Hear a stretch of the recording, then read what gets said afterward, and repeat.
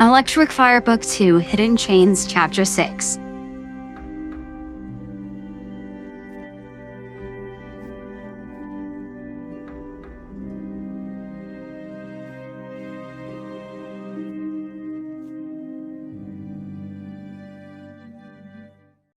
The first few days went okay. Nothing much happened after Robotnik was reunited with Stone. I let the two catch up since Robotnik had left. Robotnik was definitely an odd character, but I'll admit, he is a genius. He showed me around his lab, but no tests were done to me. I appreciated that. I just had a bad feeling about being tested on. I guess I felt like something happened to me in my past, but I was still having some memory problems. Seemed I was going to need to find the answers I seek alone. I didn't want to bother Robotnik about it. I mean, I didn't exactly trust him much. He made me feel a bit uneasy. Well, the first few days, he was getting used to being back on Earth. He mostly spent time in his lab, out in the truck. Stone would go out there sometimes to offer him food or something to drink. Something tragic happened to me though. The rings on my wrists decided to combust for some reason. I didn't use any of my powers at the time. They just broke off. I passed out afterward. I knew those rings wouldn't last long. I was passed out, sitting at a table enjoying a cup of coffee and reading some comics from a newspaper when the rings exploded. I was out for days after that. No energy.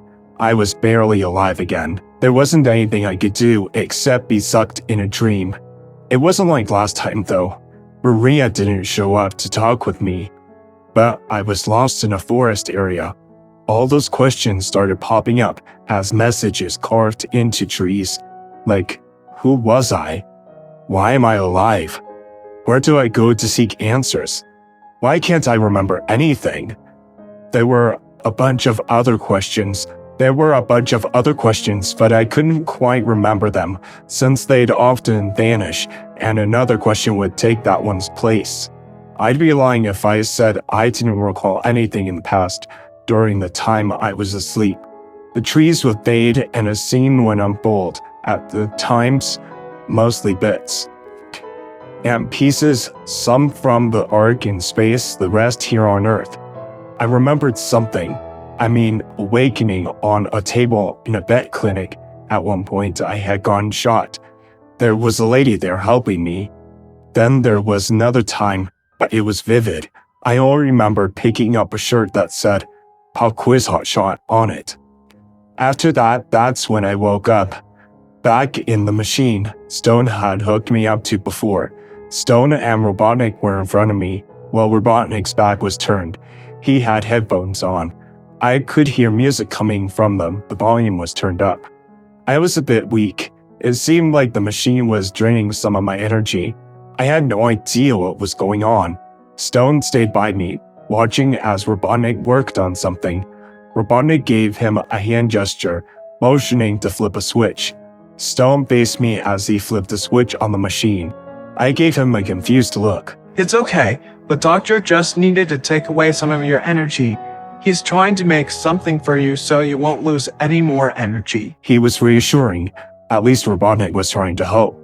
It took a few minutes, but Robotnik was done. He handed two objects to Stone after pausing the music and taking the headphones off and setting them aside on the table. Alright, have him test those out. I heard Robotnik say as Stone unhooked me from the machine. He then handed me the objects Robotnik had been working on. They were more like a watch, but more technical. Those should help keep you from losing a lot of energy. I had to scan you before to better understand what kind of powers you have. Let's just say that you have the power to teleport at will. You can make spears appear from nothing. You are also able to cause a powerful blast, kind of like a bomb. That's basically what you are capable of using your own energy. These bands should help you not to lose a lot of energy. They should also help you to recover energy more quickly. They're waterproof as well, so they won't break easily. Stone seemed surprised to hear about the powers I have. This has to be your best work yet, Doctor. He spoke up as I put the wristbands on. I don't know about that. Just wait till my next project is done. It's almost ready. just being built as we speak. Let's just say its structure is based off the DNA from that blue quill. Stone looked back at me. He seemed excited to see what Robotnik was building. You want to test out your skills while Robotnik works? I nodded and got up. Even I wanted to see if Robotnik's scans were true. Could I really make a sphere appear out of nothing? Me and Stone went outside. We went to a dirt clearing not too far from the house. Stone stayed back to watch me practice.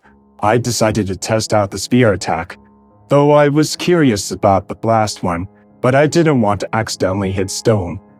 Spear would be easier to control.